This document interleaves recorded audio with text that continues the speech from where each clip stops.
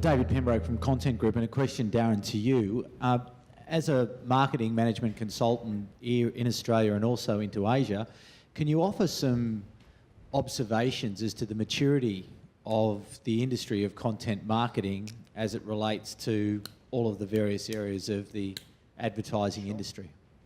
Yeah, look, content marketing for a lot of marketers, B2C marketers, is still a real challenge because they're really not sure what the position is. I think B2B, it's easier to understand the sort of transaction that happens, the sharing of knowledge, and the engagement with that. But I think a lot of brand marketers that are working in that B2C still don't understand the role that content plays, or if they do, they're inclined to not have the long-term commitment. And I think that's because FMCG, consumer goods, was traditionally always about campaign. As far as other disciplines, the big problem is that the whole understanding of the category is being impacted by a lot of those specialist areas down the bottom there are all quickly jumping on the bandwagon. As I said before, they all understand content. We have PR agencies saying they do content. We have digital agencies saying that they do content. They can all have a role to play, but many of them don't actually get content. And that then just confuses marketers because they'll engage with these people, they'll get advice, they'll get conflicting advice, and I think it gets more traction because often the marketer hasn't got a very clear strategy, very clear objectives, and an implementation plan. So they're actually listening to all the salespeople and getting more and more confused by it.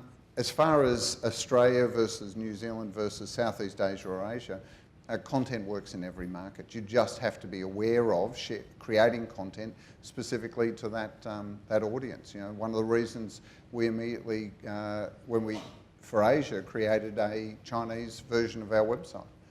You know, you need to be able to communicate with people in their own language.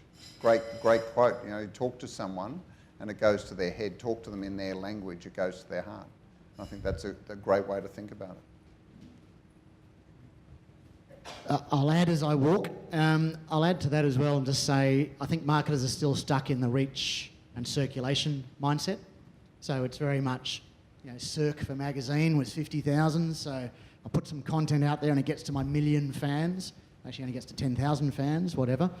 The engagement and the sharing metric, which is what everyone's been talking about, that's the hard part.